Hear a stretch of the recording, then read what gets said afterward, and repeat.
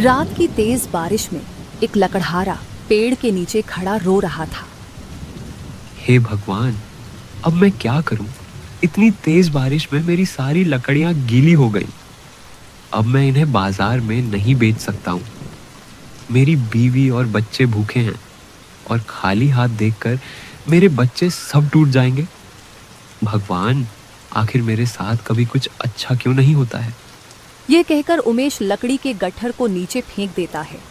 तभी उसकी नजर अचानक पेड़ की जड़ में दबा एक पुराने मिट्टी के घड़े पर जाती है और भीतर से एक अजीब सी चमकती हुई सुनहरी अंगूठी निकलती है।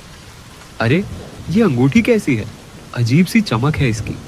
इसे पहनकर देखता हूँ। फिर उमेश वो अंगूठी पहन लेता है और कहता है, दिखने में तो ये अंगूठी बहुत अनमोल लग रही है। चलो, अब इसे साहूकार को बेच देता हूँ। कुछ पैसे तो मिल जाएंगे जिससे मेरी बीवी और बच्चे भूखे ना रहें। फिर उमेश वो अंगूठी निकालने की कोशिश करता है, लेकिन अंगूठी नहीं निकलती है। ये क्या हो गया? जब पहनी थी तब तो ढीली थी और अब इतनी टाइट कैसे हो गई? मैं इसे निकालने की कोशिश कर रहा हूँ पर ये निकल ही नहीं रही है। तभी अंगूठी से हल्की रोशनी चमकती है और आवाज आती है, जो तू मांगेगा तुझे मिलेगा। ये कौन बोल रहा है? मेरे सामने आओ। डरो मत, मैं एक जादुई अंगूठी हूँ। मैं तुम्हारी कोई भी 4 इच्छाओं को पूरी कर सकती हूँ।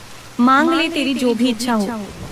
उमेश मन ही मन सोचने लगता है, अगर ये सच में जादुई अंगूठी है तो मैं इससे ढेर सारा धन मांग लेता हूँ। गरीबी में मरने से अच्छा है कि मैं अपने परिवार को सुकून और अच्छी जिंदगी दे सकूं। ठीक है, मैं अपनी ख्वाहिश मांगता हूँ। मुझे ढेर सारा धन चाहिए। कुछ ही देर में ढेर सारा धन उसके सामने आ जाता है। अरे, सच में ढेर सारा धन आ गया। अब तो मैं बहुत अमीर हो गया। जल्दी से यह सारा धन लेकर घर जाता हूँ। मेरी बीवी और बच्चे बहुत खुश होंगे। उमेश धन समेटकर घर की ओर चलता है, लेकिन दूर खड़ा एक चोर ये सब देख लेता है। अरे, ये तो एक लकड़हारा है और इसके पास इतना सारा धन कहाँ से आया? जल्दी जाकर ये खबर सरदार को दे देता हूँ। सरदार सुनते ही बहुत खुश हो जाएंगे। फिर वो भागकर अपने सरदार के पास जाता है। सरदार, मैंने एक लकड़हारे के पास ढेर सारा धन देखा है। हमें किसी भी कीमत पर वो धन हासिल करना होगा। अगर ये धन हमारे पास आ गया तो हमें चोरी और तकलीफ से आजीवन मुक्ति मिल जाएगी। ये तो बहुत अच्छी खबर है। चलो, आज रात ही हम उसके घर में चोरी करेंगे। फिर दोनों उमेश का पीछा करते हुए उसके घर तक पहुंच जाते हैं। क्या हुआ जी? कुछ खाने को लाए हो या नहीं कि आज भी खाली हाथ लौट आए?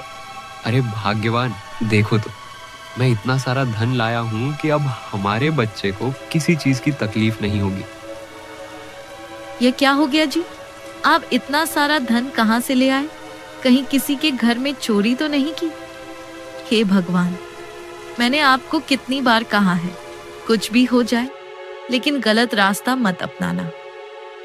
चोरी नहीं की है अर्चना, बस यूं समझ लो, मुझे यह सब एक वरदान में मिला है। अब हम कभी भूखे नहीं सोएंगे और अब हम भी अमीर बन चुके हैं। तभी राहुल दौड़ता हुआ आता है। माँ, मुझे बहुत जोर से भूख लगी है। मुझे कुछ खाने को दे दो। हाँ बेटा, तुम थोड़ी देर रुको, मैं तुम्हारे लिए कुछ बना कर लाती हूँ। मैं ये सब उठाकर मटके में डालकर जमीन के नीचे दबा देता हूँ ताकि कोई हमारे घर में चोरी ना कर सके। हाँ, आप ठीक कह रहे हो, फिर किसी को पता भी नहीं चलेगा। तभी सरदार और उसका साथी दरवाजे पर दस्तक देते हैं। इतनी रात को कौन हो सकता है? पता नहीं, तुम जाकर दरवाजा खोलो। अभी मैं इस धन को रसोई में छुपा देता हूँ। जैसे ही अर्चना बाहर जाती है, तभी सरदार और साथी अंदर घुस आते हैं। तुम लोग कौन हो? चुपचाप यहाँ से चले जाओ। हम यहाँ से तभी जाएंगे जब तुम वह सारा धन हमें दे दोगे। मेरे पास कोई धन नहीं है। देख रहे हो, मैं तो झोपड़ी में रह रहा हूँ, गरीब हूँ। मेरे पास कहाँ से धन हो सकता है? झूठ मत बोल।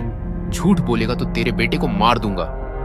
नहीं, ऐसा मत करो। आप वो धन इन्हें दे दीजिए। हमारे बेटे से बढ़कर धन नहीं है। हम उस धन के बिना भी गुजारा कर सकते हैं। मैं उसे नहीं दे सकता हूँ। एक बार गरीब बन चुका हूँ, दोबारा नहीं बनना चाहता हूँ। सरदार राहुल